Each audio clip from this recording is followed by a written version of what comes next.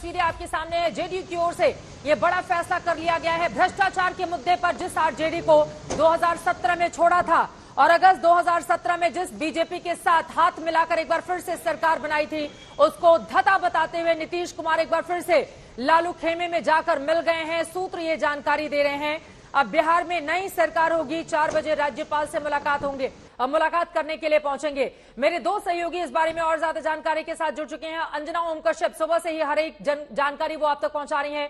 CM आवास पटना से हमारे साथ मौजूद हैं। हिमांशु मिश्रा भी हमारे साथ पल पल की जानकारी आप तक पहुंचाते हुए। सबसे पहले अंजना, आपका रुख करते हुए 1 घंटे का और इंतजार। शाम 4 बजे एक तरफ जहां नीतीश के आवास पर तमाम दिग्गज नेता जुड़ेंगे महागठबंधन के, तो यहीं से मार्च होगा राजभवन के लिए। ये राजेंद्र चौक न जाने ऐसे कितने बदलावों की गवाही दे चुका है। यहाँ पर आप पहुंचिए, लगभग 12 महीने 20 महीने बीतते नहीं हैं कि नीतीश बाबू एक पलटी मार लेते हैं। और आज उसी की गवाही देने के लिए पूरा देश सांसें थाम कर देख रहा है, क्योंकि बिहार एक बार फिर से बदलाव के कगार पर है और एक बार फिर से नीतीश कुमार जरूर है, लेकिन उनके डिप्टी सीएम पुनः तेजस्वी यादव बनने वाले हैं।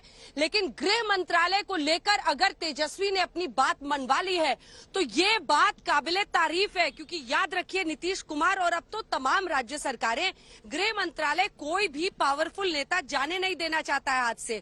यही पुलिस काम आती है जब आपको किसी दूसरे नेता पर एफआईआर करानी है, यही पुलिस काम आती है जब दूसरे राज्य में किसी दूसरे व्यक्ति को आपको अपने चंगुल में लेना है। सोशल मीडिया का मामला, गृह मंत्रालय और इंटेलिजेंस एजेंसीज सबसे बड़ी ताकत रहती है। और यही वजह है कि नीतीश कुमार ने आज तक इतनी पार्टियों से उन्होंने गठबंधन किया, सरकार कभी आरजेडी कभी बीजेपी के साथ बनाई, लेकिन गृह मंत्रालय किसी को नहीं दिया। अति प्रिय गृह मंत्रालय को अपने सीने से लगा के रखा, क्योंकि उसमें ताकत रहती है।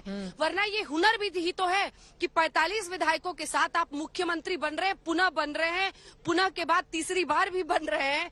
और जो ताकतवर पार्टियां हैं, नंबर 1 नंबर 2 की पार्टी है, वो आपके साथ गठबंधन के लिए तैयार रहती है, क्योंकि आप सीएम फेस के तौर पर उनको मान्य होते हैं। लेकिन डेप्यूटी सीएम और होम मिनिस्ट्री के साथ इस बार तेजस्वी यादव ने ऐसा बार्गेन किया है जो साफ संकेत दे रहा है कि अब वो नीतीश के साये में नहीं रहना चाहेंगे, क्योंकि उनकी भी 24 और 25 पर नजर होगी और दूसरी तरफ नीतीश कुमार की भी होगी 24 की लोकसभा और फिर 25 के विधानसभा चुनाव पर। हाँ, कुछ ही देर बाद यहाँ पर जबरदस्त हलचल आप देखेंगे।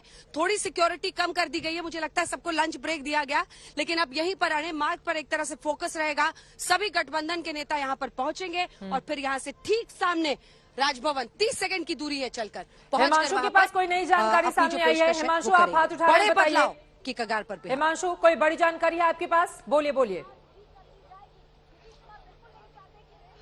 देखिए चित्रा, मैं आपको बता दूं कि आज शाम को जो है बिहार बीजेपी ने पूरी राजनीतिक स्थिति को देखते हुए कोर ग्रुप की मीटिंग बुलाई है। रविशंकर प्रसाद, शाहनवाज हुसैन जो है वो दिल्ली से रवाना हो गए हैं और पटना के अंदर आज जो है बिहार बीजेपी के कोर ग्रुप की बैठक होगी कि भारतीय जनता पार्टी को आगे अब क्या करना है, क्योंकि राह जो है वो जुदा हो गई है जेडीयू के साथ। और अब भारतीय जनता पार्टी इस पूरे मामले को किस तरीके से जो है जनता के बीच में लेकर जाएगी, आगे क्या रणनीति रहेगी, क्योंकि 24 के बाद 25 का विधानसभा चुनाव है और भारतीय जनता पार्टी के पास बिहार में कोई बड़ा ऐसा चेहरा नहीं है जो नीतीश कुमार या और तेजस्वी यादव के सामने खड़ा हो, क्योंकि भारतीय जनता पार्टी ने हमेशा जो है नीतीश कुमार के पीछे रहकर ही जो है अपनी राजनीति की है बिहार के अंदर। अब देखना यह है कि इस कोर ग्रुप की बैठक के अंदर क्या बीजेपी ये स्ट्रेटेजी बनाएगी। हमारे सूत्र ये बता रहे हैं चित्रा कि भारतीय जनता पार्टी इसको कहीं ना कहीं इन कैश करने की कोशिश करेगी कि देखिए, हमने तो आपको 42 सीटों पर भी मुख्यमंत्री बनाया, हमने आपको सम्मान दिया, लेकिन आपने हमारे साथ धोखा किया, हमारा अपमान किया है, आप हमें छोड़कर जा रहे हैं, हमारे मंत्रियों को बर्खास्त कर रहे हैं। जहां तक मेरी जानकारी है, भारतीय जनता पार्टी इसको लेकर पूरे बिहार के अंदर जो है वो जन आंदोलन करने जा सकती है या एक यात्रा निकालेगी नीतीश कुमार और महागठबंधन सरकार के खिलाफ। तो कहीं ना कहीं बीजेपी अब इसको पूरी तरीके से समझ चुकी है कि अब रास्ता कहीं नहीं है, सरकार के लिए उनके पास कोई जगह नहीं है और अब बिहार के अंदर भारतीय जनता पार्टी 2024 के लिए अपने को कैसे मजबूत कर सके, उसको लेकर जो है आगे की रणनीति को तय करेगी।